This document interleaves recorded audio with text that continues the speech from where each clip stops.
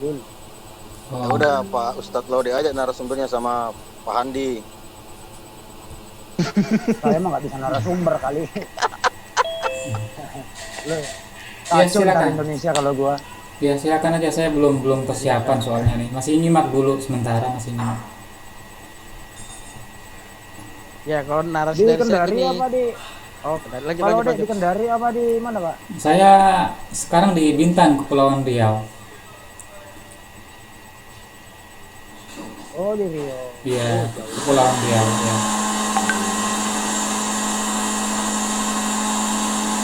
Maaf nih agak berisik suaranya. Jadi Ustaz tanya Ustaz.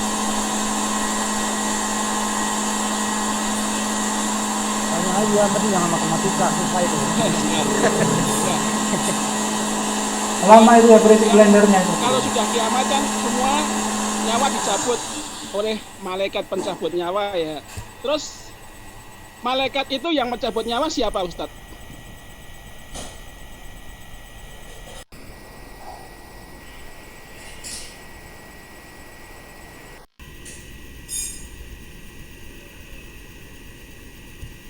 Bisa ditangkap belum? Suaranya putus tadi kayaknya. Putus. Tak ulangi ya. Sebagai malaikat pencabut nyawa, yang mencabut nyawa malaikat itu siapa yang yang mencabut malaikat pencabut nyawa gitu loh. Oh, malaikat Israel, siapa yang nyebut nyawanya dia sendiri ya? Israel kan? Tapi gitu. Malaikat nggak pernah mati Pak. Enggak, ini di hari akhir kok, di hari akhir. hari kiamat Hari ya. itu, hari kiamat. Ya malaikat mah diceritakan nggak mati loh. Hari kiamat ya tetap malaikat namanya. Nggak pernah dengar almarhum malaikat. Ya, malaikat pada hari kiamat Pak. Malaikat pada hari kiamat mati. Oh malaikat. Ya mati semua. Nah nanti malaikat pencabut nyawa ini akan mencabut nyawanya sendiri. Itu sudah ada di. Bunuh diri dong. Iya. Ada ya Pak? Joel menyambut nyawanya sendiri. Jika terakhir semua sudah mati, akhirnya yang hidup, yang masih hidup adalah Allah Subhanahu Wa Taala aja. Ini seperti awal dan akhir ya.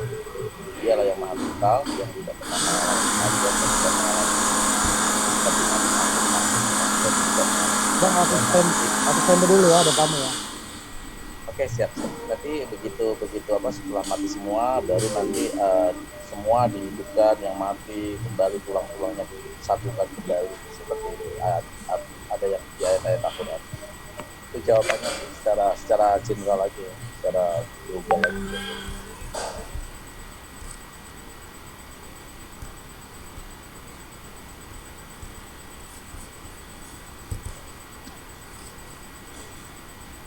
Ya begitulah, saudara-saudara. Pak Gani tadi udah terjawab. Pak Gani. Ya, terima kasih. Karena tadi, aduh ada telepon lagi.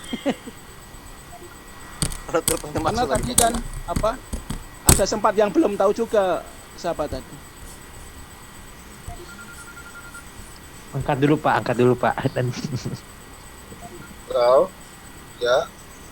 Halo.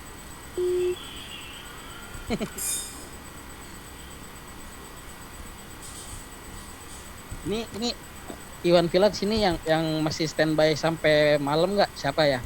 Nanti saya mau mindahin host gitu. Saya mau live dulu. Kalau saya live, kalau saya misalnya saya masih jadi host terus saya cabut dari ini live. Kalau saya live itu bakal mati zoomnya gitu.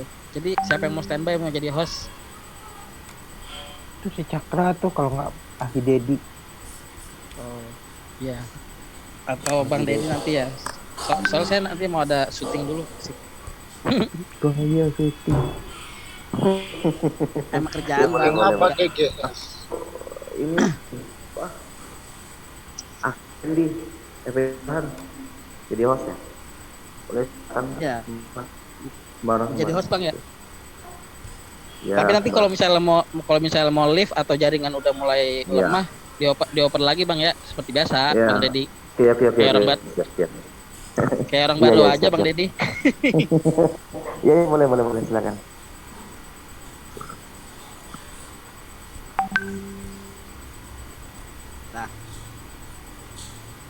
Nah,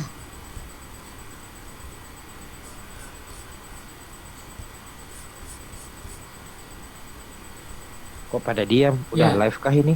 Dilanjut ya. Kita simak. pokoknya kalau saya gitu sih, kalau nanya ke Iwan ke Uti gitu, ke teman-teman wanita gitu ya, pasti jawaban mereka ya gue udah ngerti tentang hukumnya wajib gitu berhijab, apa tentang siapa panutannya gitu, udah ngerti semua, udah pada tahu gitu kan. Masalahnya free will-nya mereka ini kan ya, pilihan pemikirannya ini yang susah untuk dikasih siraman rohani ini gitu kan. Nah makanya mestinya saya pikir strategi dakwah tuh mesti kenceng deh untuk kayak gitu. Kayak tadi saya bilang, saya punya punya badan bagus nih, kecenderungan pemikiran saya akan saya tampilin gitu, malah saya bakal kayak gitulah. Saya pikir gitu. Ada teman-teman ada cara-cara lain gak sih untuk kayak ngasih nasihat, advice gitu ke mereka gitu?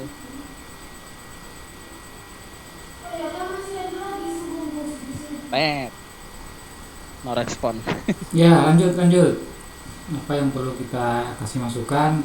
Tentu saja kalau di dalam dakwah ini kan kita punya landasan ya, tentu saja Al-Qur'an ya, gitu ya. Dan itu objek dari dakwah kita, sasaran dakwah kita itu tentu saja orang-orang kafir. Ya, itu yang menjadi sasaran dakwah kita. Dan tentu saja ketika kita berdakwah dengan orang-orang kafir itu ya dengan hikmah ya, dan pengajaran yang baik gitu. Ya dilanjut mungkin ada yang masih Betul, kurang Ustaz ya. Iya betul Ustaz Lode gitu, betul. Ya. Jadi menurut saya dakwah-dakwah yang sifatnya konvensional, yang menawarkan ayat-ayat gitu, terus hukum-hukum gitu dari Rasulullah segala gitu, itu menurut saya sih ya masih belum terlalu efektif. Bukannya meragukan ini ya, bukannya meragukan Al-Quran, hadis dan sunnah gitu ya, tapi maksudnya untuk memotong pemikiran mereka yang rada liberalis gitu, terus modern gitu, itu perlu dakwah yang unik deh, atau itu tadi hikmah-hikmah yang bagus gitu kayaknya ya.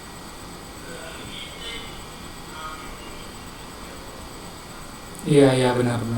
Karena memang apa ya, Al-Quran itu kan juga sebagai Al-Furqan ya, artinya pembeda antara yang hak dan yang batil kan begitu. Jadi makanya kita dari sebagai umat muslim itu kita mempunyai kedudukan itu untuk mengkoreksi dari keimanan saudara-saudara kita yang kafir itu yang keliru, karena mereka itu sudah terlalu tersesat jauh gitu. Ya, seperti apa yang kita lihat di dalam perjanjian baru yang merupakan pegangan bagi umat Kristen ya, bahwa apa yang mereka imani itu sesungguhnya bukanlah Yesus tetapi dari Paulus. Dan kita tahu siapa Paulus itu ya, bukan saja berdasarkan dari pendapat umat Islam tetapi dari referensi non muslim sendiri, bahwa Paulus itu ya tidak berkontribusi, artinya Paulus itu berkontribusi besar dalam penyebaran agama Kristen, bukanlah Yesus ya. Jadi di dalam buku Michael H.R. yang menulis The Top 100 Men in History, beliau menulis bahwa Nabi Muhammad adalah satu-satunya tokoh terbesar yang berpengaruh sepanjang sejarah peradaban umat manusia. Beliau adalah penulis yang non muslim. Tapi secara mengejutkan beliau mengatakan bahwa yang membawa kontribusi dalam penyebaran agama Kristen itu bukanlah Yesus, tetapi Paulus. Dan inilah yang sangat disayangkan bagi saudara-saudara kita orang-orang Kristen itu, ketika mereka mengklaim sebagai pengikut Yesus, mereka itu sebenarnya bukanlah pengikut Yesus, tapi pengikut Paulus. Dan kita tahu siapa Paulus itu. Dalam surat-suratnya Paulus itu sendiri mengaku bahwa dirinya itu adalah seorang pendusta. Ya, banyak referensi dari non-muslim mengatakan bahwa Paulus yang mencaplok ajaran penyembah berhala dari Romawi, kemudian dicantelnya kepada ajaran dari Tuhan Guru Yesus dari Galilea yang hanya sebagai seorang nabi, dan Tuhan Guru dijadikan Tuhan oleh Paulus. Jadi itulah yang sangat disayangkan dari saudara-saudara kita itu, mereka itu terlalu mengagung-agungkan ajaran-ajaran Paulus, dan kita sebagai umat Islam dalam hal ini tentu saja sebagai umat ya yang mengkoreksi dari kesalahan-kesalahan umat Kristen itu. Tentu saja ya panduan kita tentu saja Al-Quran ya, dan referensi-referensi lain yang membuktikan kebenaran Al-Quran ya, tentu saja dari sumber-sumber eksternal, yaitu tulisan-tulisan para sejarawan, arkeolog, dan cara mewujudkan juga dari sumber Alkitab mereka sendiri yang justru membuktikan kebenaran Islam itu. Ya dilanjut. Terima kasih. Nah, menurut Bang Sahabat TV, Bang Laude, Ustadz Laude, boleh nggak sih kita, kalau saya kan pecinta film ya, ada tuh filmnya Paul Apostle of Christ gitu. Itu kan yang buat pasti film itu adalah ya umat mereka lah gitu ya. Boleh nggak sih nonton itu sebagai referensi gitu? Nanti kita samakan dengan kajian-kajian yang ilmiah, sejarawan gitu dan lain-lain. Ya, baik, terima kasih. Jadi tentu saja kita sebagai umat Islam itu harus adil ya, harus adil.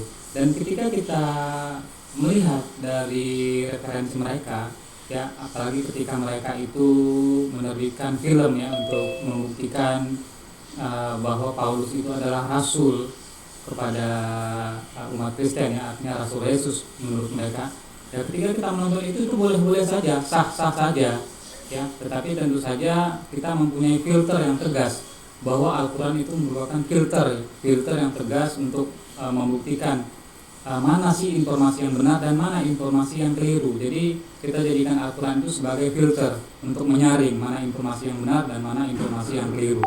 Dan ketika kita melihat dari film itu, tentu saja ya apa yang disampaikan oleh film itu ya, bahwa Paulus itu katanya rasul bagi umat Kristen itu, tentu saja kita harus menyandingkan dengan bukti-bukti yang ada. Bukti-bukti yang ada tentu saja Perjanjian Baru ya, lebih dari 50% itu adalah tulisan-tulisan Paulus.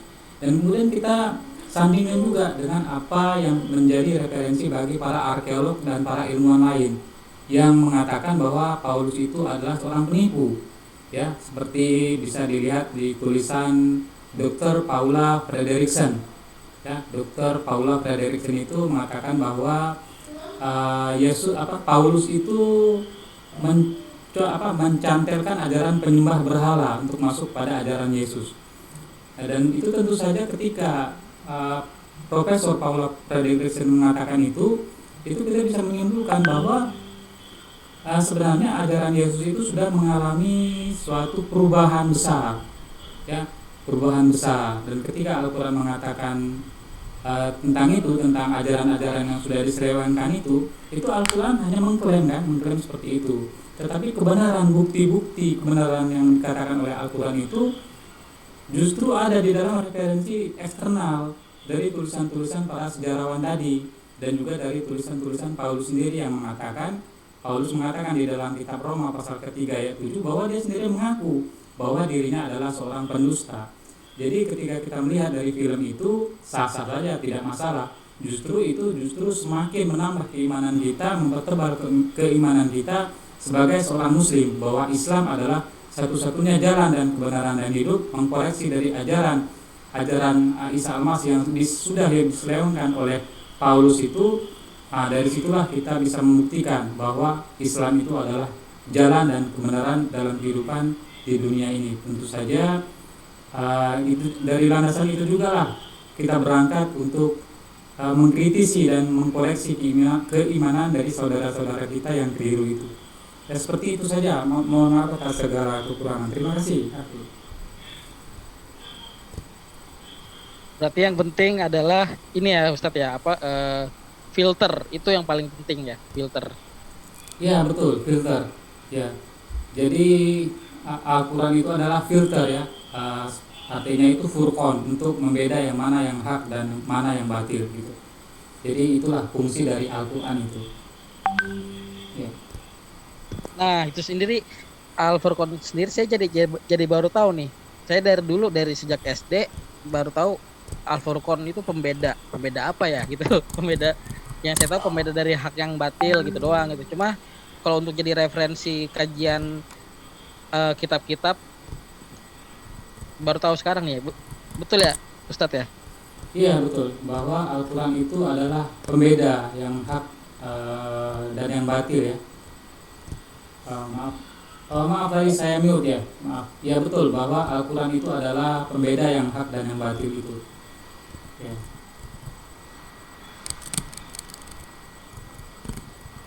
Keren Al-Quran. Ya. Ya, kita bisa melihat ya di dalam surat Al-Baqarah ayat ke-185 bahwa Al-Quran itu adalah petunjuk bagi manusia dan penjelasan-penjelasan mengenai petunjuk itu dan pembeda. Ya, artinya pembeda itu Al-Furqan ya, itu pembeda antara yang hak dan yang batil. Ya, jadi fungsi Al-Quran di sini tentu saja sebagai pembeda. Yang mana yang salah dan yang mana yang batil itu di dalam Al-Quran itu kita bisa menjadikan Al-Quran itu sebagai hakim lah gitu ya, sebagai wasitnya gitu untuk untuk mengetahui yang mana yang beda, yang mana yang benar dan yang mana yang salah. Tentunya kita bisa melihat di dalam Al-Quran itu. Jadi perjanjian baru ya dan perjanjian lama itu sebenarnya tidak memberikan solusi terhadap masalah yang dihadapi oleh umat manusia ini, tetapi solusi atas segala macam permasalahan itu sebenarnya ada di dalam Al-Quran itu yang merupakan perjanjian terakhir bagi seluruh umat manusia. Jadi inilah yang tidak disadari oleh saudara-saudara kita yang Kristen itu. Jika saja mereka mau melihat Al-Quran sedikit saja untuk bersikap adil dalam melihat Al-Quran, maka mereka itu dengan mudah akan kembali kepada fitrah, begitu. Nah, lalu gini kan ya, berarti walaupun Al-Quran itu sebagai kitab yang lengkap gitu ya, secara kajian-kajian teori-teori, sejarah dan nubuat-nubuatan gitu ya, tapi secara kalimat-kalimat, secara kata-kata belum terlalu detail gitu ya. Nah itu dilengkapi oleh perbuatan Rasulullah SAW ya. Yang jadi masalah adalah teman-teman Kristen ini suka mainnya bersubhat itu dengan tafsir-tafsir gitu ya. Nah, bagaimana kekuatan tafsir dalam dalam Islam gitu, Ustadz? Ya baik ya. Jadi mohon maaf nih karena saya juga belum begitu paham ya tentang tafsir gitu. Tapi ketika kita melihat tafsir itu ibarat kita melihat seekor gajah ya, seperti itu. Misalnya ada yang mengatakan bahwa gajah itu panjang ya, gajah itu panjang.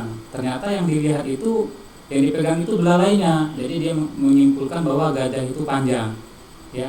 Tetapi ada juga yang mengatakan bahwa gajah itu bukan panjang, tetapi gajah itu lebar. Ya ternyata yang dipegang itu telinganya ya lebar gitu.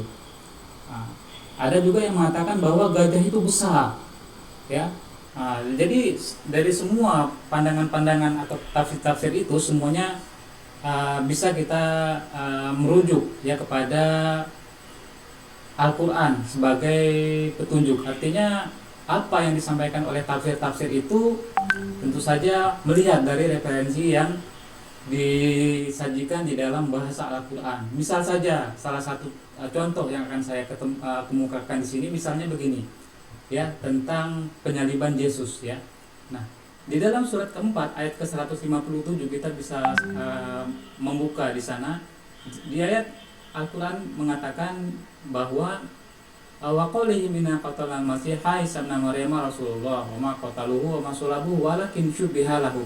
Nah, kata syubbiha lahum itu ada yang mengartikan bahwa orang lainlah yang disalibkan, bukan Yesus ya. Tetapi ada lagi yang mengatakan bahwa Yesus memang sudah mengalami penderitaan di palang salib tetapi beliau itu tidak mati.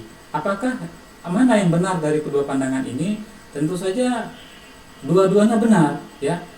dua-duanya benar. Yang mengatakan pandangan pertama bahwa bukan Yesuslah yang disalibkan tetapi orang lain. Kita bisa lihat di dalam Injil Yohanes pasal ke 19 ayat ke 31 sampai dengan 34 bahwa Yesus tidak dipatahkan kakinya, tetapi dua orang yang dipalangkan di palang salib itu dipatahkan kakinya. Artinya dua orang itulah yang disalibkan, bukan Yesus.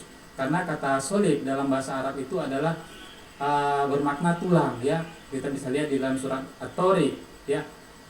Di sana dikatakan surat At-Tariq itu yakhruju min bani sulbi wat taraib, artinya yang keluar dari tulang sulbi, tulang pinggul dan tulang dada, ya. Jadi kita bisa lihat bahwa kata solid itu ada berhubungan dengan tulang. Ketika Yesus tidak dipatahkan kakinya, itu artinya Yesus tidak disalib. Karena definisi dari menyalib adalah membunuh seseorang dengan cara digantungkan di palang salib. Tetapi jika seseorang yang digantungkan di palang salib itu tidak mati, apakah itu artinya menyalib? Tentu saja tidak. Jadi pandangan pertama yang mengatakan bahwa Yesus tidak disalib tetapi orang lain, itu benar. Nah, kemudian kita lihat lagi pandangan yang kedua. Pandangan yang mengatakan bahwa Yesus hanya menderita saja tetapi tidak mati. Nah, ini bisa kita lihat dari tafsiran yang dari kalangan Ahmadiyah, ya. Mereka mengatakan bahwa Yesus hanya menderita di palang salib. Itu juga benar. Kita bisa lihat bahwa ketika Pilatus mendengar dari kepala tentara bahwa Yesus sudah mati, Pilatus sendiri heran. Karena tidak mungkin orang yang digantungkan di palang salib itu mati secepat itu. Buktinya orang yang digantungkan di palang salib bersama-sama dengan Yesus, dua orang itu juga masih hidup. Makanya untuk mempercepat proses kematian itu dipatahkanlah kakinya, sedangkan Yesus tidak dipatahkan kakinya. Kita lihat dari kesaksian tentara, ya, bahwa ketika salah seorang tentara itu melihat Yesus, dia ragu apakah saat itu Yesus sudah mati atau belum, makanya dia menikam menikam lambung Yesus, lalu segera keluar darah dan air. Itu artinya menunjukkan bahwa ketika darah itu keluar memuncrat dengan segera, itu menandakan bahwa Yesus saat itu masih hidup, karena jantung yang berfungsi untuk memompa darah itu masih hidup dengan memuncratnya keluar darah itu. Nah, itu yang perlu kita perhatikan, bahwa saat itu Yesus belum mati. Dan kemudian kita melihat bahwa Yusuf Arimatea, ya, meminta izin kepada Pilatus secara sembunyi-sembunyi karena takut kepada orang-orang Yahudi. Itu artinya apa? Yesus saat itu masih hidup. Jika Yesus itu sudah mati, ngapain takut lagi meminta izin kepada Pilatus untuk mengambil Yesus? Nah, jadi dari pandangan tafsir kita bisa lihat bahwa kedua pendapat dari kalangan kaum muslimin itu yang melihat bagaimana cara Allah menyelamatkan Yesus itu, dari kedua pandangan itu memang ada perbedaan. Tentunya dalam hal ini kita bisa melihat perbedaan itu hanya bersifat ranah tafsir, ya, bagaimana cara Allah itu menyelamatkan Yesus. Nah, itu memang ada perbedaan, tetapi kita semua sepakat bahwa Yesus itu tidak mati di palang salib. Jadi itulah yang perlu kita tafsirkan, perlu kita lihat dari ranah tafsir. Jadi ketika kita memahami Al-Quran, ya memang ranah tafsir itu memang ada perbedaan di antara para ulama sendiri, tetapi dalam melihat tafsir mana yang mendekati itu, tentu saja kita harus melihat dari sumber-sumber eksternal dan dari sumber-sumber para sejarawan dan arkeolog yang meneliti secara rinci tentang kehidupan Yesus, seperti Barbara Thiering, Karen Armstrong, dan sumber-sumber eksternal lainnya yang justru membuktikan bahwa Yesus itu tidak mati di palang salib. Dan dalam hal ini tentu saja Al-Quran itu benar. Dalam ragam tafsir apapun itu kita bisa melihat bahwa semua ranah tafsir itu bisa kita pelajari secara objektif, ya. Mungkin itu saja, mohon maaf atas segala kekurangan. Terima kasih. Nah, Ustadz, ini menarik deh. Saya menanyakan semalam ke Iwan Villa yang ada di sini, itu pertanyaan saya, dalam Islam itu titiknya di mana, ya, titik kronologinya di mana yang Nabi Isa alaihissalam digantikan gitu loh, diserupakan gitu. Itu di mana, di titik mana, ya? Kalau tadi Ustadz Laude bilang itu saat sudah disalib atau sedang menderita dalam penyalipan, itu masih Nabi Isa atau sudah diserupakan yang lain? Baik, terima kasih. Jadi Al-Quran hanya mengatakan begini, ya, ma qataluhu wa ma salabuhu walakin syubbiha lahum. Jadi poinnya yang menjadi perbedaan itu adalah dalam kata syubbiha lahum ini. ya, ditampakkan atau diserupakan. Tetapi ada dua pandangan, ada yang mengatakan bahwa diserupakan dengan orang lain. Tetapi pandangan yang kedua itu hanya diserupakan peristiwanya. Peristiwanya seperti apa? Misalnya Yesus itu benar pernah mengalami penderitaan di padang salib, tetapi beliau itu tidak mati. Tetapi ini lagi yang menjadi polemik, ya. Orang Islam mengatakan bahwa Yesus itu tidak disalib, tetapi kenapa sih kalian mengatakan bahwa Yesus itu disalib tapi tidak mati? Bukankah itu bertentangan? Nah, ini yang perlu kita koreksi, perlu kita kritisi, ya. Assalamualaikum. Waalaikumsalam warahmatullah, ya. Bahwa kita harus pahami dulu, ya, kata menyalib itu apa sih? Itu dulu poinnya, ya. Jadi menyalib itu menurut kamus bahasa, ya, kita tidak asal comot di sini. Silakan buka KBBI, Kamus Besar Bahasa Indonesia, atau kamus Cambridge Dictionary, atau kamus Oxford Dictionary. Semua kamus bahasa itu mendukung bahwa menyalib, ya, menyalib adalah membunuh dengan cara digantungkan di palang salib. Nah, tentu saja ketika kita melihat, ya, ketika ada seseorang yang digantungkan di palang salib tetapi beliau itu tidak mati, ketika dikira mati, apakah itu artinya menyalib?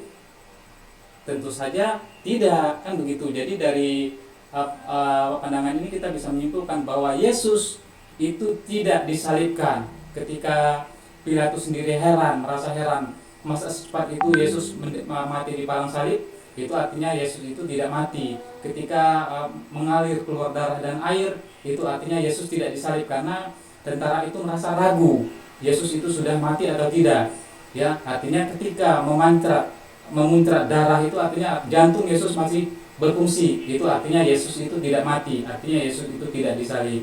Ketika Yusuf Arimatea mengambil jasad Yesus menurut Alkitab dengan sembunyi-sembunyi karena takut, itu menunjukkan bahwa saat itu Yesus masih hidup, artinya Yesus tidak disalibkan.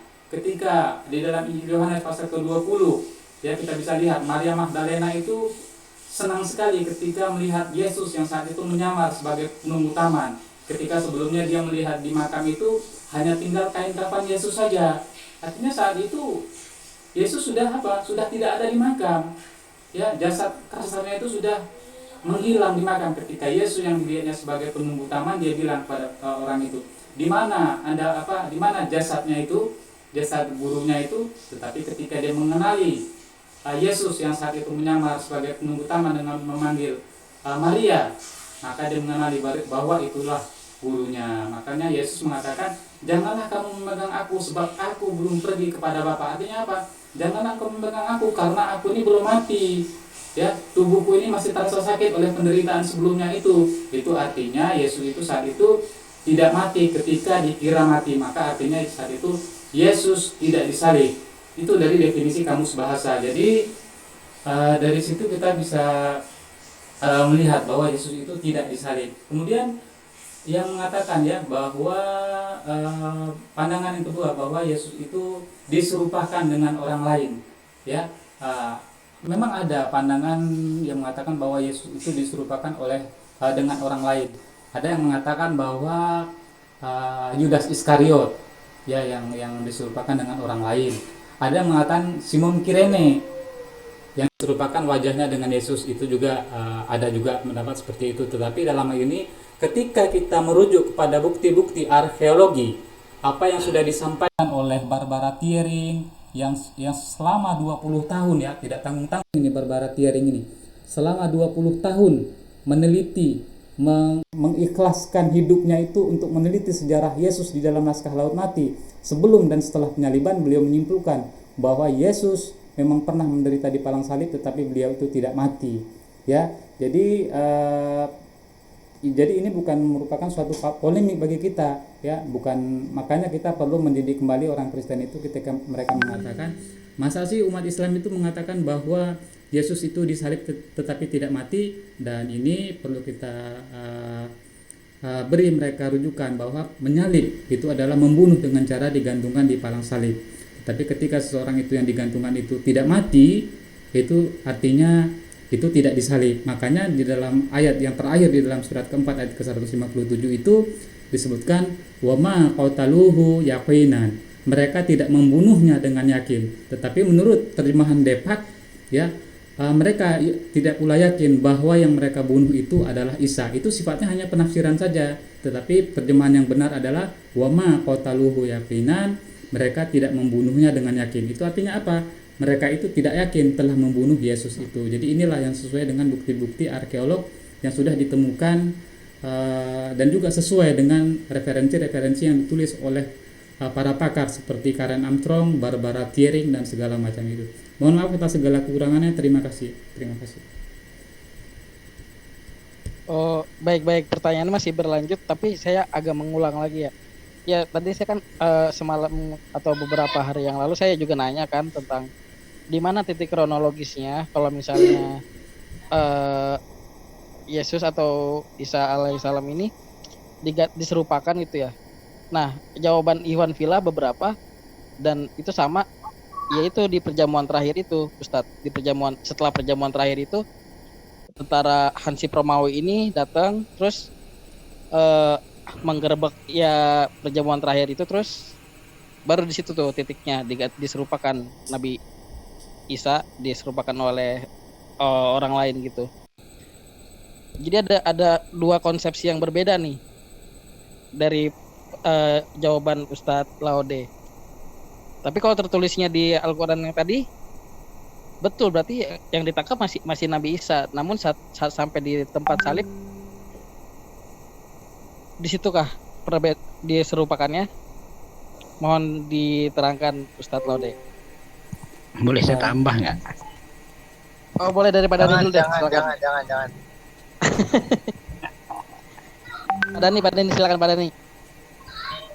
Jadi kalau berdasarkan sejarah kontemporer itu yang diceritakan oleh temannya nih, siapa tadi nggak, sahabat TV itu, ada ketinggalan tentang Yudas Iskariot. Jadi di dalam sejarah kontemporer itu mengatakan begini, di dalam perjamuan itu kemudian ada pasukan Romawi datang untuk menanyakan di mana Yesus.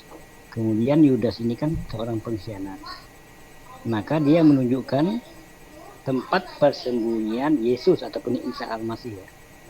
Nah, waktu dia menemui Isa Al-Masih, nah disitulah Allah menyerupakan seseorang ini. Di dalam sejarah itu dikatakan seseorang ini ya tetap otomatis karena kontemporer tadi ya dikombinasikan.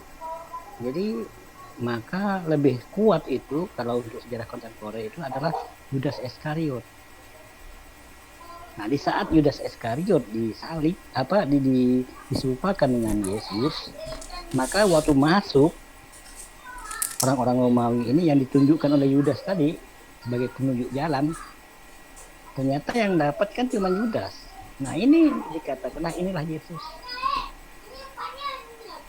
Nah, itu kaitannya. Yang didapat cuma yang tempat persembunyian itu hanya Yudas yang berwajahkan Yesus. Ditangkap. Nah, itulah di sidang. Tapi Yudas pada saat itu mengatakan aku bukan Yesus. Nah, tapi sahabat-sahabat yang lain kan oleh murid-murid yang lain kan melihat wajahnya itu. Iya, makanya di situ ada bersaksi betul. Dia adalah Yesus kan ada persaksian di dalam sejarah mereka juga. Jadi itulah nama dikatakan sejarah kontemporer ya, kombinasi itu. Nah, disinilah kita bisa memikirkan ternyata di saat Yudas menunjukkan tempat persembunyian masuk, disitulah terjadi pergantian wajah tadi. Itu yang Baik, saya pahami. Baik, Pak Dani, makasih. Yang lain. Nah, gitu. Jadi Pak Ustadz Laude, tangkapan saya jadi ada dua versi nih, ada dua kausa nih. Yang tadi Pak Dani bilang yang secara kontemporer bilang bahwa Yesusnya sudah digantikan saat di perjamuan terakhir oleh Yudas Iskariot. Nah, lalu yang Ustadz Laude bilang justru masih Nabi Isa masih dibawa ke tiang salib tapi memang belum mati gitu. Bagaimana Ustadz Laude? Baik, Silakan. Terima kasih. Baik, yang perlu kita kritisi di sini bahwa apa tadi yang Bapak Dani sampaikan itu adalah sumbernya dari Injil Barnabas. Ya, perlu diperhatikan kita sebagai seorang muslim juga harus bersikap jujur dan objektif dalam melihat fakta ini, ya. Jadi Injil Barnabas itu adalah Injil yang palsu. Ya, saya katakan ini Injil Barnabas itu adalah Injil yang palsu. Kenapa? Jika kita lihat dalam banyak para pakar sendiri juga mengatakan bahwa Injil Barnabas itu adalah salinan dari sumber yang pertama, di mana sumber yang pertamanya itu sudah hilang, tetapi yang ada sekarang itu adalah sumber kedua yang menjadi catatan dari sumber yang pertama. Itu. Kemudian kesalahan-kesalahan dan pertentangan-pertentangan di dalam Injil Barnabas itu dalam hal ini saya lihat ada 3 poin yang besar. Pertama, di dalam Al-Quran surat ke-19 itu dikatakan surat Maryam bahwa Maria ketika melahirkan Yesus itu dengan rasa sakit, makanya dia tampak kecewa gitu ya. Saat itu kita bisa melihat di dalam surat Maryam bagaimana rasa sakit yang dilahirkan oleh Siti Maryam saat dia melahirkan Nabi Isa alaihissalam. Tetapi kita bisa lihat di dalam Injil Barnabas bahwa Maria ketika melahirkan Yesus tanpa rasa sakit sedikit pun. Itu poin yang pertama. Kemudian poin yang kedua, di dalam Injil, di dalam Al-Quran surat ketiga ayat ke-45, Al-Quran mengatakan bahwa Yesus atau Nabi Isa adalah Al-Masih atau Mesias. Ya, di sana kita bisa melihat ya Izqala di dalam surat ketiga wa mubasysyiran birasuliya di dalam surat Al-Imran itu dikatakan surat ketiga ayat ke-45, Allah memberikan kabar gembira dengan kelahiran Al-Masih Isa bin Maryam wajihan fid dunya wal akhirah wa minal muqarrabin. Artinya Al-Qur'an dalam hal ini membenarkan bahwa Yesus adalah Al-Masih atau Mesias. Itu yang kedua. Tetapi Injil Barnabas sama sekali menafikan, ya. Dia menyangkal bahwa sebenarnya yang merupakan Mesias atau Al-Masih itu bukanlah Yesus, tetapi Nabi Muhammad. Nah, itu yang kedua. Kemudian yang ketiga, kesalahan-kesalahan dari topografi wilayah Yudea, ya. Ternyata penulis dari Injil Barnabas ini tidak mengetahui tentang sejarah ataupun bagaimana topografi wilayah tanah Yudea itu. Bisa kita lihat di dalam Injil Barnabas itu ternyata banyak sekali kesalahan-kesalahan yang juga menjadi bahan tertawaan bagi umat Kristen sendiri. Ya, bahwa penulis Injil Barnabas itu tidak mengetahui tentang situasi dan topografi wilayah tanah Yudea sendiri yang merupakan wilayah dari saat itu Yesus berada. Nah, dalam hal ini kita sebagai umat Islam harus bersikap adil dan jujur dalam memandang sahabat-sahabat kita umat Kristen itu juga gitu. Jadi dalam hal ini poin pertama yang adalah Injil Barnabas itu tidak sesuai dengan Al-Qur'an. Ada beberapa hal ya, terutama ketiga poin itu tadi. Tetapi ayat-ayat yang sesuai dengan Al-Qur'an itu adalah banyak juga. Terutama salah satunya yang menarik adalah tentang nubuat dari Nabi Muhammad SAW, bahwa Nabi Muhammad di dalam Injil Barnabas itu Yesus sendiri menubuatkan tentang kedatangan Nabi Muhammad SAW sesuai dengan referensi di dalam Al-Quran surat As-Saff surat ke-61 ayat ke-6. Nah, poin yang kedua tentang peristiwa penyaliban itu kita bisa lihat di dalam Injil Barnabas bahwa ketika perjamuan terakhir itu tentara Romawi itu ingin menangkap Yesus, tetapi Yesus diserupakan wajahnya dengan Yudas. Nah, ini menarik. Ternyata ketika kita melihat dari referensi Al-Quran dan hadis sama sekali tidak pernah menyebutkan nama Yudas. Al-Quran sama sekali tidak pernah mengatakan bahwa salah seorang dari murid Yesus itu berkhianat. Tidak ada di dalam Al-Quran itu, tapi justru ada di dalam Injil Barnabas. Dan kita bisa melihat lagi di dalam Injil Barnabas bahwa ketika tentara Romawi itu hendak menangkap Yesus, wajahnya diserupakan dengan Yudas yang berkhianat itu. Akhirnya Yesus diangkat ke langit dengan badan kasarnya, ya, dan akan turun akhir zaman. Tetapi menarik di sini apa? Ya, Al-Quran sama sekali tidak menceritakan tentang terangkatnya Yesus ke langit dan akan turun akhir zaman, tidak. Justru bukti-bukti arkeolog menunjukkan bahwa apa? Yesus menikah, Yesus poligami, Yesus punya anak. Bahkan Yesus itu banyak ada anak dua, ya, yaitu anak yang pertamanya itu adalah Justus.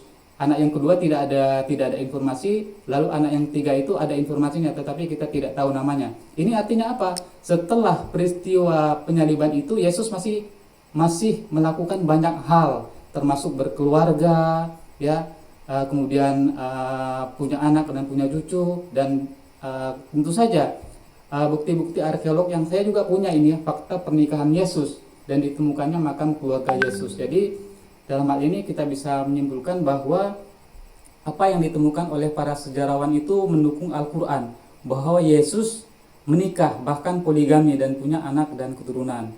Kan beberapa tahun yang lalu kita juga tahu tentang film Da Vinci Code yang menjadi polemik bagi umat Kristen ketika Dan Brown sebagai sutradara itu ketika beliau membuat film itu berdasarkan dari sumber-sumber arkeolog dan sumber-sumber lain untuk mendukung bahwa Yesus itu beristri. Jadi semua dari fakta-fakta itu mendukung kebenaran Al-Quran, ya, bahwa Yesus itu adalah manusia biasa, ya. Tentu saja semua manusia itu, para rasul-rasul itu diselamatkan Allah, ya, seperti Nabi Muhammad kita lihat ketika beliau itu bersembunyi di dalam gua, ketika beliau itu hendak pergi ke ke Madinah, beliau itu luput dari usaha penangkapan. Kemudian Nabi Ibrahim luput dari usaha beliau itu dibakar, api akhirnya menjadi dingin. Begitu juga Yusuf alaihissalam dibuang di sumur, tetapi beliau akhirnya juga selamat. Dan demikian juga Yesus ketika beliau itu menderita di palang salib, tapi beliau itu tidak mati di palang salib. Jadi inilah bukti-bukti arkeolog itu justru banyak mendukung dari pandangan yang kedua ini, bahwa Yesus itu pernah mengalami penderitaan di palang salib, tetapi beliau tidak mati. Apakah itu bertentangan dengan Al-Quran? Tidak. Justru semakin memperkuat posisi Al-Quran bahwa Al-Quran itu adalah yang benar. Bukti-bukti yang berserakan bahwa Yesus tidak disalib itu justru ada di dalam Alkitab dan sumber-sumber yang ditulis oleh orang-orang Kristen sendiri. Makanya yang menjadi polemik itu kita harus satukan bahwa menyalib adalah membunuh dengan cara digantungkan di palang salib. Ya, ketika seseorang itu dikira mati tetapi tidak mati, ya, itu artinya bukan menyalib. Ya, ketika Yesus masih hidup saat itu apakah artinya Yesus disalib? Tidak. Ya, itu yang perlu kita pahami. Jadi itulah. Jadi justru bukti-bukti arkeolog di zaman modern ini semakin mendukung bahwa Yesus tidak mati di palang salib atau tidak disalib. Yesus menikah, bahkan poligami, dan Yesus punya anak dan cucu-cucu. Jadi inilah yang ditakuti oleh umat Kristen, poin yang ketiga ini, bahwa Yesus tidak disalib dan juga Yesus punya anak dan cucu-cucu. Kenapa? Karena ketika mereka mengatakan bahwa Yesus itu punya anak dan cucu-cucu, apakah anak dan cucu-cucunya itu juga Tuhan atau bukan? Itulah yang menjadi problem besar. Makanya mereka itu seperti kebakaran jenggot. Ketika kita membuktikan bahwa Yesus tidak disalib, ketika Yesus menikah dan punya anak, itulah yang perlu kita, yang menjadi mereka itu kebakaran jenggot. Jadi syukur alhamdulillah Al-Quran itu semakin membuktikan kebenarannya gitu. Ya, terima kasih, mohon maaf atas segala kekurangan atas penjelasan saya ini. Mohon maaf ya. Terima kasih. Boleh saya komentari dikit nggak? Ya silakan Pak Dadi. Ya, silakan. Jadi begini, kalau di dalam Al-Quran, kalau kita lihat dari sejarah, dari apa yang disampaikan oleh Allah, apa mungkin Allah akan membiarkan seorang nabi tidak bercelana disalib? Apakah Allah mungkin membiarkan hamba yang disayanginya terhina sampai auratnya terlihat oleh manusia? Itu satu. Itu perlu jadi renungan kita. Makanya kalau sahabat TP tadi mengatakan Injil Barnabas itu merupakan Injil palsu ataupun asli, kita nggak tahu, Allahu a'lam bishawab. Namun kalau kita sinergikan, ya, kita nggak usah melebar ke lain. Kalau kita melebar kemana-mana, misalnya siapa itu Yosua atau Mosua, itu kan nama-nama. Apakah nama-nama Mosua itu juga sama dengan yang dimaksudkan dengan Masihu? Nah, di sini kita juga perlu memperdalami language-nya ataupun asal katanya, asal maknanya. Tapi ini tidak saya bahas di sini, maksud saya. Jadi yang kita bahas di sini, yang mau saya sampaikan di dalam pemikiran kita, apa mungkin Sang Pencipta Allah Subhanahu wa Ta'ala membiarkan hamba yang disayanginya, seorang nabi, terhina, menampakkan auratnya di mata manusia yang ribuan? Itu saja dulu. Nah, kalau ini sudah bertentangan dengan teks Al-Quran, maka ini otomatis tersingkirkan. Kalau kita mengkaitkan dengan bahwasannya Nabi Isa itu disalib, benar-benar disalib, itu saya rasa memang apa ya, nggak apa, tidak sinkron dengan konteks Al-Quran. Itu barangkali Pak itu Dani, salah satu. Pak Dani tadi tapi Ustadz Laude tadi membawakan surat Maryam tadi tuh ada beberapa ya surat Al-Quran yang justru cenderung membuktikan bahwa ada kronologi Nabi Isa alaihissalam itu dibawa ke tiang salib walaupun tidak mati gitu. Bagaimana Ustadz Laude, coba silakan ditanggapi. Ya baik, terima kasih. Jadi perlu saya pahami di sini, perlu Pak saya Dani, sebentar Ustadz, sebentar. Pak Dani boleh menjauh dari perangkat yang berbunyi lagu-lagu, karena ini lagi live. Ya silakan Ustadz Laude. baik, terima kasih. Poin yang hendak saya tegaskan di sini bahwa saya secara pribadi atau Al-Quran, ya saya mendukung Al-Quran bahwa Yesus tidak disalib. Itu poin yang pertama. Ya jadi mohon maaf ya Bapak Dani ini sudah mungkin salah dalam mengutip perkataan saya bahwa saya tidak mengatakan Yesus itu disalib. Ya, karena saya sudah mengutip tadi dari definisi kamus bahasa bahwa menyalib itu adalah membunuh seseorang itu dengan cara digantungkan di palang salib. Ketika saya mengatakan bahwa Yesus luput dari usaha pembunuhan di palang salib, itu artinya Yesus itu tidak disalib. Itu yang pertama. Nah, kemudian yang kedua, Allah tentu saja itu tidak akan membiarkan hambanya itu terhina seperti Yesus yang katanya dihukum di palang salib itu dengan sempak ya, tinggal sempak saja gitu. Ya, itu. Bahkan mungkin juga ada cerita yang dibesar-besarkan bahwa telurnya juga itu nampak gitu di situ ya, mohon maaf ini. Tetapi perlu kita perhatikan bahwa cerita yang disampaikan di dalam Injil itu, di dalam 4 Injil kanonik itu adalah dibesar-besarkan ya. Dibesar-besarkan tentang peristiwa penyaliban itu. Bahkan banyak sekali referensi-referensi yang saling bertentangan sekali tentang satu peristiwa saja, yaitu penyaliban.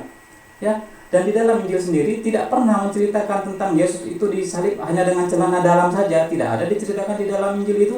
Yang kita lihat itu hanya referensi-referensi di dalam film ataupun di cerita-cerita lain. Justru di dalam film kita bisa lihat tentang cerita dalam The Crucifixion of Christ ya. Di dalam film yang dibuat oleh sumber-sumber Kristen itu bahwa Yesus itu dihukum di palang salib itu hanya dengan menggunakan celana dalam, bahkan pakaiannya itu menjadi bahan undian gitu. Jadi ya saya sendiri tidak sepakat ya ketika tidak sepakat mengatakan bahwa Yesus itu hanya dengan celana dalam saja. Kita kan tidak menyaksikan tentang peristiwa yang terjadi 2000 tahun yang lalu tentang penyaliban Yesus itu. Jadi menurut pandangan saya, ketika apa yang disampaikan di dalam film-film Yesus yang hanya disalib dengan hanya dengan menggunakan celana dalam saja, itu hanya peristiwa yang dibesar-besarkan. Saya sendiri tidak setuju dengan film itu. Saya hanya setuju dengan Al-Quran bahwa Yesus tidak dibunuh dan tidak disalib, dan mereka sendiri tidak yakin telah membunuhnya. Wa ma qataluhu yaqinan. Begitu. Terima kasih dan mohon maaf.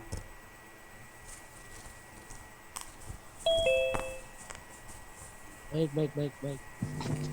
Jadi bisa diambil kesimpulan bahwa Ustadz Laude justru agak sedikit berbeda dengan pernyataan Pak Dani yang tadi ya. Tapi perbedaannya artinya Ustadz Laude tadi membahasakan kalimat disalib itu adalah ya memang dibawa ke palang salib, tapi Hansi Romawi atau pasukan Romawi itu tidak berhasil membunuh gitu. Karena Allah tidak mungkin menghinakan Rasulnya seperti itu ya. Oke. Mudah-mudahan Iwan Villa di sini atau yang di YouTube Live bisa mengambil hikmat dari penjelasan beberapa guru kita ini. Ada pertanyaan lain nggak tentang sekitar ini nih? Nah, intinya dulu. Jadi intinya, boleh saya? Pak. Jadi intinya, baik siapa Laude kayak sahabat TP itu, dengan saya rasa satu kalimat inti, yaitu ternyata satu Pak ya. Ya, satunya apa? Bahwasannya Nabi Isa alaihissalam itu tidak disalib. Bagaimana caranya?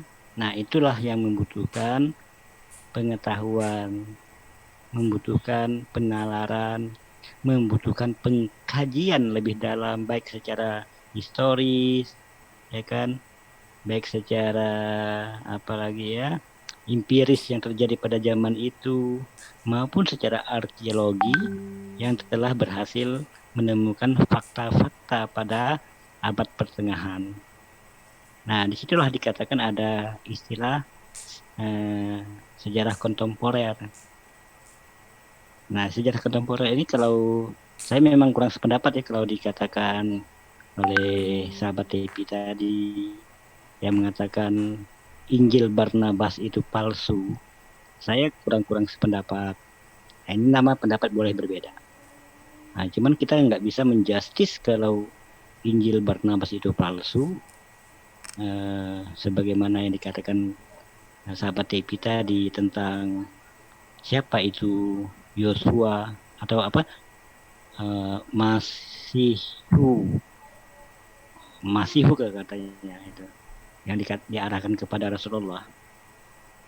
Nah, itu perlu pengkajian.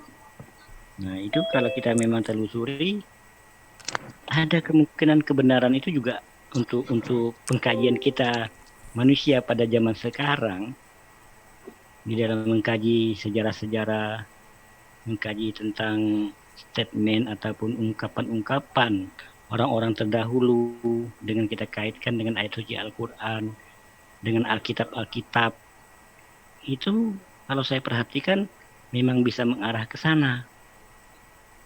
Bukan Masihu. Jadi itu saya katakan antara Masihu bin Maryam dengan Mosua. Nah, itu yang perlu kita bedakan, kedatangan Mosua. Apa itu Mosua? Nah, itu kan kita belum memahami 100%. Masih ada perbedaan pandangan apa itu Mosua. Termasuk saya tanyakan kepada teman-teman kita yang di non-Islam, Mosua itu siapa sih? Saya bilang kan, apa sih Mosua? Apakah dia berbentuk makhluk yang bagaimana? Yang dinubuatkan kata Mosua itu siapa? Coba kita renungkan dulu. Tapi ini sebenarnya kajian lain lah ya. Cuma saya hanya tadi mengingatkan saja, bukan mengingat maksudnya begini, mengungkapkan pemikiran. Kalau ada teman-teman kita yang mengatakan langsung menjustis Injil Barnabas itu palsu, ya kita perlu pengkajian ulang. Barangkali sebelum kita menjustis untuk pribadi, kita carikan dulu orang ahlinya, apakah benar Injil Barnabas ini palsu atau tidak. Kalau kita sendiri yang menjustis, sementara kita bukan ahlinya, apa kata Rasulullah? Sesuatu yang bukan ahlinya, tunggu aja kehancurannya. Sesuatu pekerjaan tidak dikerjakan kepada orang ahlinya, ya tinggal tunggu kehancurannya. Kehancuran di sini dalam arti kata bukan makna sempit, tapi lebih luas. Baik hancur di dalam pemikiran kita, cacat kita di dalam menafsirkan atau memaknai suatu sejarah. Nah, di situ yang kita wanti-wanti. Itu aja barangkali. Terima kasih.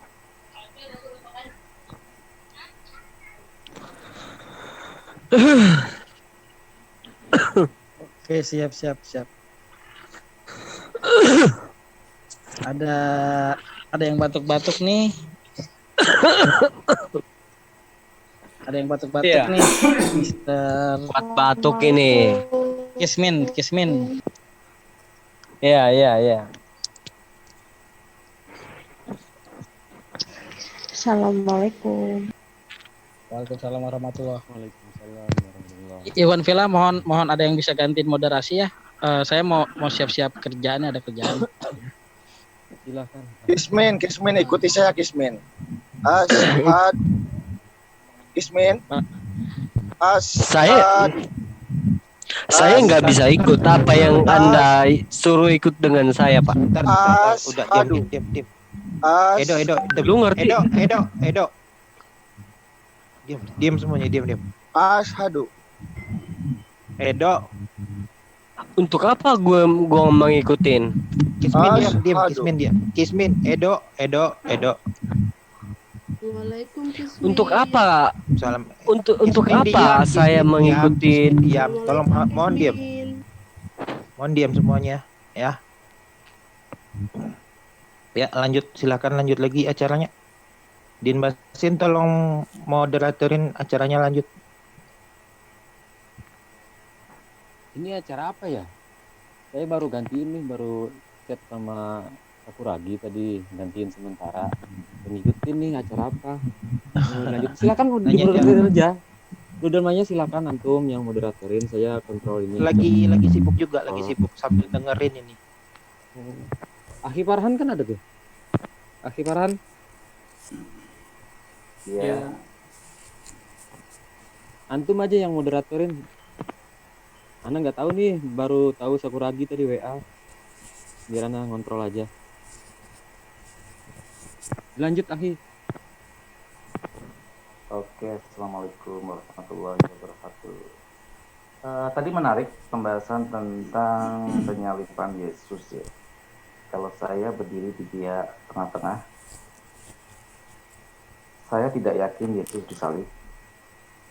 Tapi kalaupun Yesus disalib tidak seperti itu, ya seorang Rasul Allah ya tidak akan dilakukan seperti itu. Itu saya yakin sekali.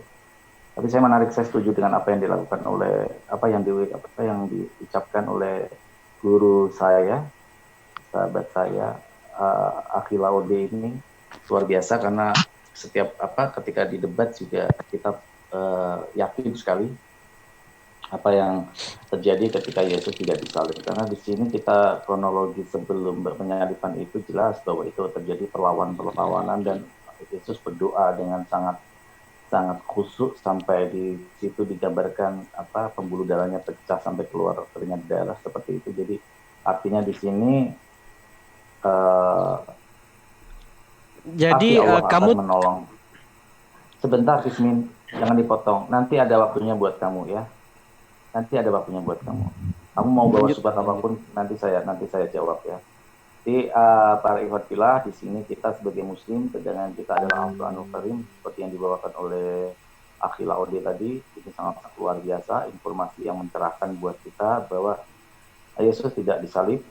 Yesus adalah Yesus alaihissalam adalah Rasulullah, tentu dia akan diselamatkan, dan ini terbukti dari ayat-ayat mereka sendiri ketika Maria minggu menjelang fajar berkunjung ke makamnya dan dengan membawa minyak. Ini tidak ada dalam sebuah ritual untuk mayat ya, karena mayat kalau memang mati 3 hari itu pasti sudah membusuk. Buat apa diminyakin? Itu yang pertama. Yang kedua,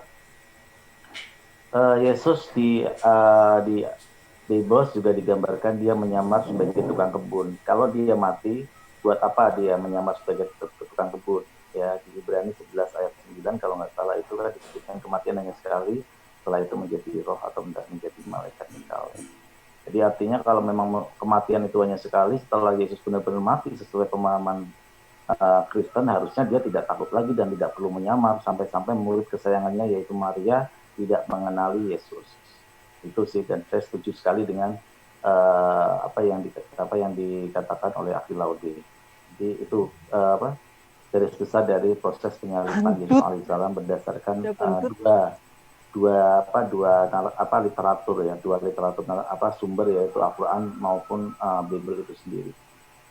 Jadi silakan kalau ada yang mau dibahas lagi atau masih dalam topik penyalipan atau topik lainnya, silakan mau dilanjut silakan.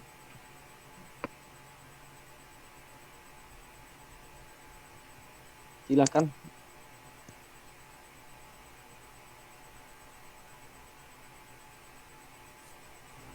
Ayo itu coba Kismin, Bro Kismin mau ngomong sama siapa? Buka sendiri aja. Ayo Kismin, kalau ada yang mau dibahas, mau didiskusikan silakan.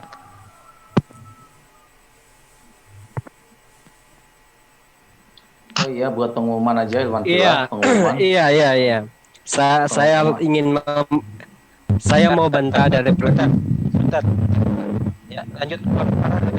Jadi pengumuman tadi pagi jam 5:30 atau jam 4:30 atau jam 5 itu si Ferguson hadir di Zoom pagi-pagi dengan gaya yang berbeda dengan yang biasanya. Tidak ada hujatan, dia dengan pelan berdiskusi sama saya dengan sangat sopan, dan kami sepakat untuk mengadakan Hatuha hari Minggu. Mungkin nanti disiarkan langsung oleh silakan nama channel-channel yang tertarik untuk menyiarkan, yaitu tentang konsep ketuhanan. Itu di hari Minggu jam 8 malam ya. Kami sudah sepakat, tidak ada narasi kebencian, tidak ada narasi hujat-menghujat. Dan memang tadi pagi saya menggunakan pendekatan softly ya, dengan lembut dengan dia, dan saya dia menantang diskusi dengan kita tanpa menghujat agama masing-masing, dan saling berdiskusi apa itu konsep ketuhanan menurut Kristen maupun Islam. Jadi saya sebut Ferguson di sini karena saya tahu Kismin ini terinspirasi dari apa yang dilakukan Ferguson, menggunakan dalil-dalil ayat-ayat Quran dipelintir-pelintir dan hadis dipelintir-pelintir. Jadi kamu Kismin silakan kalau ada yang mau dipelintir lagi. Kalau kamu nggak ada yang dipelintir, biar kaki kamu yang saya pelintir. Silakan Kismin. Ya, saya mau bantah dari presentasi kamu atau pernyataan kamu tentang penyaliban Isa. Kalian mengatakan bahwa Isa benar-benar tidak disalibkan. Tetapi sangat jelas di dalam Quran kalian ada pernyataan bahwa Isa sudah diwafatkan. Misalnya di surat Al-Maidah ayat yang ke-117 dikatakan di sana bahwa Isa sudah diwafatkan oleh Allah. Di mana Kismin, di mana? Surah Al-Maidah ayat dengar dulu deh. Surat Al-Maidah yang berapa itu? Yang berapa Kismin? Mana datanya ayatnya mana? Ayatnya yang ke-117. Al-Maidah, bentar ya. Ya. Coba Ada dong, kata Kismin Isa. dong. Ada kata Isa di sini. Aku. Bentar. Share. Share Baik, screen dong. Share. Untuk ini biar bisa saya jawab ini, yang ini nih. Biar bisa saya jawab aja nih. Silakan Ustadz. Tafadhol. Tolong dilengkapi lagi pertanyaannya tadi, tolong dilengkapi. Apa sudah cukup di situ? 105. 17, saya 117. Baik, oke, baik. Sahabatnya. Sudah ya di situ ya. Jadi yang menjadi masalah apa di situ kira-kira? Apa yang menjadi masalah?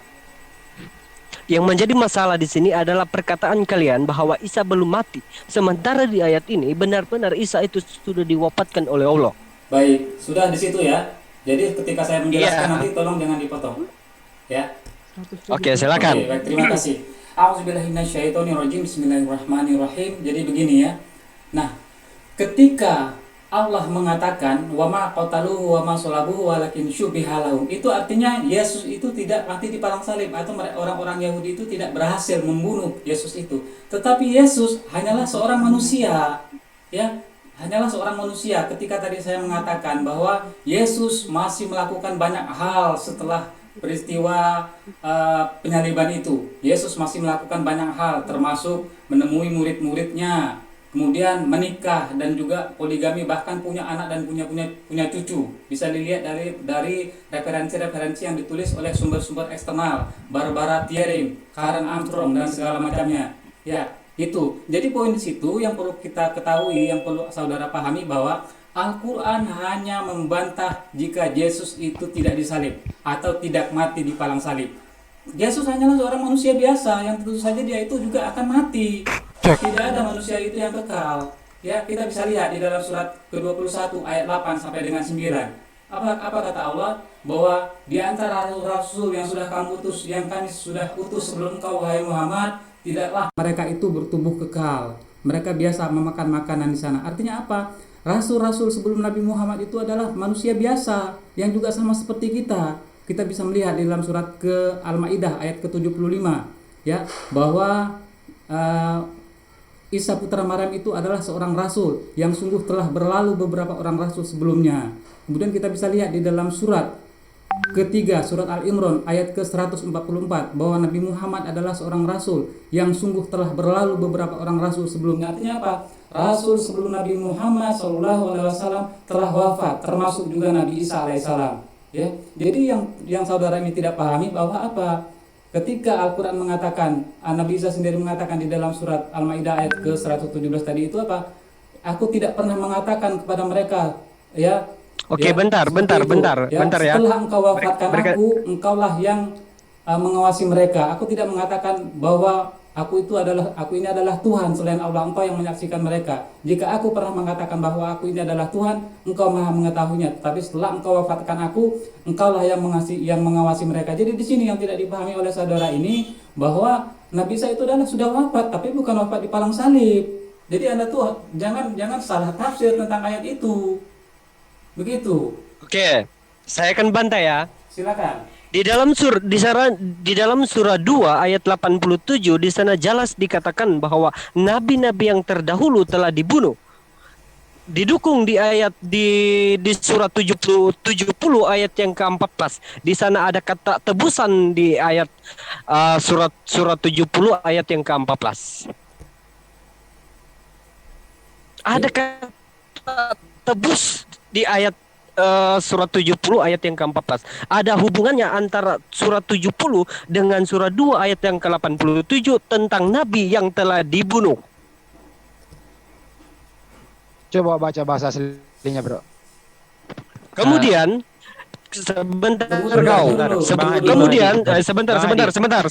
Bang Sabar yang jawab, biar Itu kan sudah saya jawab bahwa Anda salah tafsir tentang ayat Al-Quran itu. Di situ saya sudah membuktikan bahwa Anda itu salah mengerti tentang ayat Al-Quran ketika ayat Al-Quran mengatakan bahwa Nabi Isa itu diwafatkan bukan wafat di palang salib. Itu satu yang perlu Anda pahami. Ya, jadi Anda jangan muter-muter lalu mengutip ada sumber ayat Al-Quran yang lain yang tidak ada hubungannya. Jadi jangan seperti itu, jangan merasa mendapat bisikan dari Roh Kudus lalu mengutip ayat lain yang tidak ada hubungannya dengan pertanyaan Anda sebelumnya. Jadi jangan seperti itulah kalau berdiskusi. Ya, jadi memang kasih pertanyaan di dalam surah 2 sebentar. Di dalam surah 2 ayat yang ke-87 itu jelas dikatakan bahwa kematian Isa itu karena dibunuh. Ya silakan. Ya silakan. Mohon Iwan Villa, biarin dia akan kita jawab dengan tenang. Itu memang sifat dia seperti itu. Kita pahami. Ada beda adab antara dia dengan kita. Silakan untuk Kismin share screen ayatnya. Kamu yang membaca ayat, kewajiban kamu untuk share screen. Ayo kita bahas secara pelan-pelan. Kita diskusikan ayat ini. Ayo silakan share screen ayat ayat yang kamu ini. Silakan Kismin. Kita pertegas di sini poin yang pertama sudah terjawab ya. Jadi jangan udah Bang. Oke. Silakan. Tidak ada yang kalian jawab karena ada ayat pembantah yang sudah saya petikan tadi, yaitu surah 2 ayat 87. Lah, masa Oke, kita tunggu dia share screen, terus saya terangkan ya Kismin ya. Surat ayat Al-Qur'an turun itu ada asbabul nuzulnya. Kamu tidak bisa lompat-lompat seperti kodok seperti itu ya. Kamu jangan seperti saya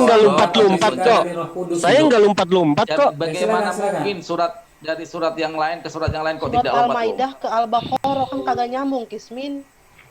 Silakan, mana ayatnya? Loh, tadi kan surah sudah lanjut. Surah Al-Maidah tadi itu kan ayatnya mana? Usah ditanggapin, lanjut. Kita lihat nih apakah dia ada bersama Roh Kudus atau tidak. Kita lihat. Nah, nih. Ayat berapa? Nih. 87. Dia baca. Jelas di sini dikatakan begini ya. Dan sesungguhnya kami telah memberikan kepada Nabi Musa kitab Torah dan kami iringkan kemudian daripadanya dengan beberapa orang rasul dan kami berikan kepada Nabi Isa ibnu Maryam beberapa mukjizat serta kami teguhkan kebenaran dengan Roh Kudus dalam kurung Jibril, maka patutkah tiap-tiap kali datang kepada kamu seorang rasul membawa suatu kebenaran yang tidak disukai oleh hawa nafsu kamu dalam kurung dengan sombong takbur dalam kurung menolaknya, sehingga sebahagian dari rasul-rasul itu kamu dustakan dan sebahagian yang lain kamu pula membunuhnya. Nah, perhatikan di sini. Sebentar. Di ayat yang pertama, ya kita baca ya. Aduh, si Kismin Nabi ini Musa. lagi. Sebentar. Nabi Musa tertulis di sini, Nabi Isa juga tertulis di ayat ini. Terus masalahnya di mana? Masalahnya. Ini di mana? Masalahnya apa ini masalahnya? Di sini. Ayo masalahnya di mana? Masalahnya Villa satu-satu, di Iwan Villa sini. satu-satu, jangan berebutan. Masalah Isa itu yang dibunuh di sini. Oh, dibunuh. Jadi jelas ya bahwa Kamu lihat jelas loh kata siapa kata kitab ini sendiri loh. Mana ada nama Isa Silakan dikatakan manusia itu? Aki Laude, tolong nyalain diem. Aki Laude, tolong Yang dijelaskan. lain. Silakan. Oke, lihat Yang lain ya, diam. ya, kita Yang lain lihat. diam. Ya, maka patutkah tiap-tiap kali datang kamu seorang rasul membawa suatu kebenaran yang tidak disukai oleh hawa nafsumu, kamu dengan sombong dan takbur menolaknya, sehingga sebagian dari rasul-rasul itu kamu dustakan dan sebagian yang lain pula kamu membunuhnya? Apakah di sini dikatakan bahwa Nabi Isa itu dibunuh? Tidak. Itu artinya apa? Memang di antara rasul-rasul yang sudah diutus oleh Tuhan itu memang ada bahwa orang-orang Yahudi itu membunuh rasul-rasul itu, sepertinya Yohanes Pembaptis itu dibunuh oleh orang-orang Yahudi itu. Tetapi Sebentar. Kismin jangan motong Kismin, dong, saya Kismin jangan peringatkan motong. sekali lagi. Saya peringatkan sekali lagi, jangan motong ketika menjawab. Ayat Ketika ada jawab. ke-157. Jadi saudara Iswid ini Kamu membaca Alkitab kalian menafsir secara serampangan sementara ayat di sini. Kismin jangan motong. Kamu ngerti Di nggak? dalam ayat Al-Quran surat kedua ayat ke-85 ini tidak mengatakan bahwa Nabi Isa itu dibunuh. Jadi tolong Anda itu jangan bersikap seperti mendapat bisikan dari Roh Kudus lalu memintir ayat. Ya. Jadi kita tahu bahwa dia ini Baca baik-baik tidak itu adil. hadis disebut di sini Musa dengan Isa. Hanya ada dua nabi yang disebut Musa dengan Isa. Coba Anda lihat Ini sebentar, betul sebentar. ayatnya. Musa yang Sebentar, Ikhwan Villa, sebentar. Saya biar Baik, saya silakan. getok dengan palu biar otaknya kebuka ya. Ya. Musa dan Isa diterangkan itu adalah bukan dalam kapasitas dibunuh. Paragraf berbeda itu. Musa dan Isa di situ diterangkan bahwa dia adalah menerima kitab suci. Apakah kamu yakin juga Musa dibunuh? Kalau kamu menggunakan analogi seperti itu berarti kamu yakin juga Musa dibunuh. Saya tidak mengatakan Musa yang dibunuh, tetapi jelas yang dibunuh di sini adalah Isa. Loh, berarti kamu juga harus dengan kapasitas berpikir kamu, persepsi berpikir kamu di situ. Harusnya Musa juga dibunuh kalau kamu kapasitas berpikir kamu Isa dibunuh. Ini logis. Ada berapa nabi di situ disebut, Bro? Dua dia yang Nah, diturunkan itu perlu dikoreksi tadi. Dia itu punya Alkitab, itu bukan Alkitab, Ndul. Itu Al-Qur'an Dia itu. ini hanya merasa Hadis mendapat itu. bisikan dari Roh Kudus. Jadi perlu diketahui. Oh iya, ya. memang itu kitab kalian, bukan dari kitab saya yang saya gunakan. Iya, tapi kenapa kamu katakan Alkitab tadi itu? Dengar dulu. Makanya Kapan gue mengatakan Alkitab? Kapan? Baru berapa itu nabi? perlu Katakan kitab, Alkitab. Ada berapa nabi? Oi, ada berapa nabi di situ disebut? Ada berapa? Hanya ada dua. Nah, Kenapa saya hanya gunakan Nabi Isa kau katakan? Nabi Musa? Nabi Musa Nabi dengan Musa dibunuh. Nabi Isa. Nabi Musa dibunuh nggak? Nabi Musa dibunuh nggak? Berarti Nah jelas jelas makan lu. bahwa Nabi Isa Musa itu dibunuh. dibunuh. Sementara Nabi sebentar. Nabi Musa. Sebentar. Kamu tamu di sini. Kamu dengerin Kami orang. Gimana sih kalian ini? Kamu yang Kamu mau gimana? dengerin orang? Kamu dijawab tapi kamu nyerobot. Kamu mau dengar jawaban atau kamu mau apa? Diskusi itu kamu tanya, orang yang menjawab. Waktu yang menjawab itu lebih panjang daripada waktu yang menanya. Kamu mau tanya atau mau dakwah di sini? Kamu tanya, kami jawab dengan Tetapi waktu. penjelasan kamu itu tidak sinkron. Loh, tidak sinkron itu kan kamu yang menurut kamu. Orang lain belum tentu sinkron atau enggak. Ketika Kamu kamu sudah merasa mendapat menggunakan bisikan dari komparasi, Roh menggunakan sebuah standar bahwa Isa yang dibunuh, padahal di situ ada dua nama. Kamu nggak adil, kamu sendiri sudah nggak sinkron. Kamu mengartikan, menafsirkan paragraf satu. Sinkron itu ada berapa? Ayat apa yang nggak sinkron? Kalau kamu menggunakan Nabi Isa punya rasul. Ada kata di sini rasul. Oh, diam. Lah Musa emang kamu pikir dia Antara rasul? para rasulnya Yesus itu Tunggu dulu, dan Bang Farhan. Yesus itu memang Sabar dulu benar Bang dibunuh. Farhan, biarin Oh, dulu di Bang situ Farhan. ada Selesai berapa kamu nabi? selesai dulu. Rasul-rasul itu dibunuh, Andi. termasuk Isa dibunuh di ayat ini. Dengerin dulu. Di situ ada berapa nabi disebut? Jawab. Ada dua Ada nabi, berapa? ada rasulnya yang disebut. Siapa Rasul-rasulnya siapa aja tidak disebut? diberitahu. Siapa aja disebut di Musa situ, dengan siapa? Isa punya Musa dan Dengerin dan dulu, Isa punya rasul. Iya Musa. Iya Musa dan Isa. Isa Yang punya mati siapa? rasul. Ya, yang dibunuh di situ siapa? Itu jelas merujuk Jawab. kepada Isa dan Rasul Yesus. Isa. Kalau Nabi Musa enggak? Musa tidak termasuk. Berarti kamu nggak adil, kamu Nggak adil gimana? sendiri, bro. Kamu milih-milih. Ayat pendukung ini surat Maryam ayat 33. Pendukung ayat ini. Kismin, Kamu Pendukung mengatakan dari Nabi mana? Isa. Ayat Nabi surat Musa. Maryam ayat 33 silakan kutip mana surat Maryam ayat 33 yang mengatakan bahwa Isa itu mati dibunuh. Iya. Mana dia mana? Lanjut, maaf aku standby. Baik, Maaf. mana dia Iswin? Jadi Iswin ini salah tafsir tentang ayat ini. Dia merasa mendapat bisikan dari Roh Kudus ini, tapi salah. Loh, yang saya salah mana? Yang kalian yang Oke, tadi kan sudah salah dijawab. itu kalian. Ya. Kemudian lihat lagi di dalam surat ke-33 Ini ayat orang 9 goblok surat lama-lama ke-19 ayat didengerin ya. 33 mana? Mana dikatakan bahwa Yesus itu mati dibunuh mana? Ya. Ketiga ayat sebentar. Ketiga ayat ini surah 2 ayat 8 Maidah ayat yang ke-116 ini tidak Boleh nggak ya, bertentangan saya yang satu dengan yang lain. Saya menghadapinya boleh nggak? Ini cukup jelas pembunuhan di sini. Pembunuhan karena ada kata Isa sudah diwafatkan itu. Udah nyantai bang, nyantai. Yang kamu ambil kenapa? Kamu percaya Al-Quran dong. Sekarang kita giring logika kamu. Kamu percaya Al-Quran dong? Percaya kan? Percaya nggak? Ini jadi rujukan kamu loh. Kamu percaya kan sama Al-Quran berarti? Saya percaya Al-Quran hanya satu setengah persen. Satu setengah persen. Itu sama dengan kapasitas otakmu yang 0,01% berarti. Karena mempercayai barang yang menjadi rujukan kok 1,1%, berarti kamu nggak percaya. Kalau kamu percaya berarti kapasitas otakmu 0,01%. Karena Saya ikuti kepemahaman kamu Alkitab. Karena itu pula yang kalian pahami dengan Alkitab. Sekejap kalian mengatakan Alkitab itu firman Tuhan, sekejap kalian mengatakan itu semua dongeng palsu. Kamu mengatakan seperti itu. Kalau kamu di Bible kamu itulah otak kalian. Maka saya ikuti otak kalian. Begitu. Woi, dengerin dulu kau itu kalau ngomong kok kalian dengerin dulu. Saya kembali lagi nih, kau itu. Di situ ada berapa nabi disebut? Sebut namanya langsung. Loh, kan saya sudah ngomong dari tadi. Musa dengan siapa? Masa Anda ini muter-muter aja? Iya, dengerin dulu. Nabi Musa dengan siapa disebut? Siapa? Anda ini muter-muter aja ini. Udah cukup. Yang dibunuh di situ siapa? Fokus pembicaraan tadi jangan lebar, Aki. Oh, yang dibunuh siapa di situ? Yang dibunuh jelas yang ada rasulnya. Yang ada rasulnya. Siapa? Jelas itu Isa. Isa. Terus Nabi Musa enggak? Tidak ada di situ Isa. Musa enggak.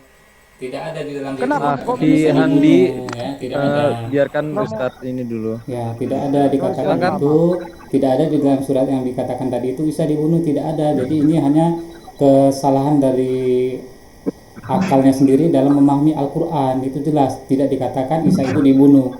Kemudian dia ingin melangkah kepada surat Maryam surat ke-19 ayat ke-33 ya. Di sana dikatakan wassalamu alayya yauma wulidtu wa yauma amutu wa yauma ub'atsu hayya. Dan kesejahteraan semoga dilimpahkan padaku pada hari aku dilahirkan, pada hari aku meninggal, dan pada hari aku dibangkitkan hidup kembali. Jadi ini adalah kesalahan dari orang-orang Kristen itu yang merasa mendapat bisikan dari Roh Kudus, tapi merasa memahami Al-Quran padahal tidak memahami Al-Quran. Karen Armstrong dalam bukunya ya mengatakan it is difficult how Christian to understand the Quran because they don't have secret language like the Jews, like the Hindus, like the Arab. Ya, with the Quranic in Arabic. Apa kata Karen Armstrong? Adalah sulit bagi orang-orang Kristen itu untuk memahami Al-Quran karena orang-orang Kristen itu tidak mempunyai bahasa mulia seperti orang Yahudi punya bahasa Hebrew, seperti orang Hindu punya bahasa Sanskerta, seperti orang Muslim yang punya bahasa Arab. Makanya orang Kristen itu salah dalam memahami Al-Quran karena mereka itu adalah umat terjemahan. Yang memahami kita mereka itu hanya dari terjemahan. Nah, ketika di dalam surat ke-19 ayat 33 ini mengatakan kesejahteraan padaku semoga limpahkan padaku pada hari aku dilahirkan, pada hari aku meninggal, dan pada hari aku dibangkitkan hidup kembali. Jadi meninggal di situ bukanlah meninggal seperti meninggal di padang salib, tidak. Artinya apa? Semua nabi-nabi itu meninggal, Nabi Muhammad itu juga meninggal. Ya, semua para nabi itu meninggal, tidak ada yang masih hidup pun sampai hari ini, tidak ada. Semua nabi itu sudah meninggal. Ini ketika dikatakan bahwa dibangkitkan hidup kembali, itu adalah dibangkitkan nanti di hari akhirat itu. Makanya di dalam Injil Matius pasal ke-7 ayat 21 sampai dengan 23, pada hari terakhir nanti banyak yang berseru kepadaku, Tuhan, Tuhan, bukankah kami bernubuat dengan namamu dan mengusir setan dengan namamu serta mengadakan banyak mukjizat dengan namamu juga? Apa kata Yesus? Aku tidak mengenal kalian. Pergilah daripadaku, kalian semua pembuat kejahatan. Jadi apa? Orang yang mengatakan bahwa Tuhan, Tuhan, bukankah kami bernubuat dengan namamu dan mengusir setan dengan namamu dan mengadakan banyak mukjizat dengan namamu juga? Siapa orang itu? Itu adalah orang Kristen. Yesus tidak mengusir Muslim, Yesus tidak mengusir Yahudi, Yesus tidak mengusir ateis, Yesus tidak mengusir Hindu, tetapi Yesus mengusir orang Kristen. Kenapa? Karena umat Kristen adalah pembuat kejahatan. Ya, merombak ajaran Yesus. Itu adalah itu cuma main akal-akalanmu saja yang tidak kamu pahami tentang Alkitab, kamu menserampangkan saja. Makanya kalian menafsirkan. Oke, terima kasih. Mohon semua diam. Mohon semua diam. Aki vaksin atau Aki siapa? Dalmaya, tolong saya screen timer. Oke, jadi sudah terjawab itu ya. Dalmaya bisa? Akhir Dalmaya. Jadi sudah terjawab. Lagi pegang host nih. Oh, bentar. Saya bisa. Bapak nih, Bang Jul, monitor, Bang Jul. Ya, jadi sudah terjawab tadi ya. Sudah. Biar dia tidak ngoceh terlalu panjang, Aki. Jadi di timer aja. Baik. Jadi tidak seperti tukang obat di tengah jalan. Dia itu kan karakternya seperti itu kan. Iya, dia tuh sebenarnya gini ya. Jadi dia itu merasa mendapat bisikan dari Roh Kudus, selalu masuk ke channel Muslim. Ketika Muslim menjawab, dia seperti ditinggalkan oleh Roh Kudus. Begitulah kebiasaan orang Kristen itu. Merasa mendapat bisikan dari Roh Kudus. Tidak, sebentar. Saya diperintahkan oleh Allah kalian menyampaikan suatu kebenaran. Diam. Semua karena kalian itu sudah jauh tersesat. Berapa lama nih waktunya nih? Waktunya kasih aja 3 menit bolak-balik antara Bang Laude sama si Kismin ini ya. Sekarang waktu yang lain diharap mute sendiri ya. Battle aja dong, battle langsung aja 15 menit. Jangan 3 menit dulu, nanti baru battle. Karena kalau kayak gitu dia akan ngoceh terus. Oke, gini. Mohon maaf ya, gini lagi kepenuhan. Oke. Gini, karena saya juga masih ada keperluan di sini, jadi saya mohon maaf ya. Saya mau pamit dulu ya. Jadi ini tadi sudah terjawab ya. Sudah terjawab ya. Jadi bukan jadi jangan sampai ketika saya keluar nanti saya dibilang kabur lagi nih sama yang merasa mendapat bisikan dari Roh Kudus tadi. Ya. Enggak. Oke, baik. Nanti kalau ada apa-apa di inbox aja ya. Ya, terima kasih. Mas Laude, aku nggak setuju kalau kamu sebut itu Roh Kudus. Iya, jadi ya Roh Kurap itu yang jelas. Ya seperti itulah ya. Jadi memang mereka itu Saya diutus oleh Allah kalian untuk menyampaikan suatu kebenaran. Betul. Jadi Ya. Saya itu utusan Allah. ketika Anda itu merasa mendapat bisikan dari Roh Kudus. Loh. Di handle. Mas. Mereka itu ya kuncinya di sini ya. Umat Kristen itu merasa mendapat bisikan. Nabi Muhammad buta huruf kok kalian percaya? Tolong. Kamu sekali lagi sudah 1 kali kartu kuning, ya. Kamu 2 kali lagi saya usir. Kami punya ketegasan, diskusi di sini selalu sopan, selalu bermartabat dan selalu bertoleransi.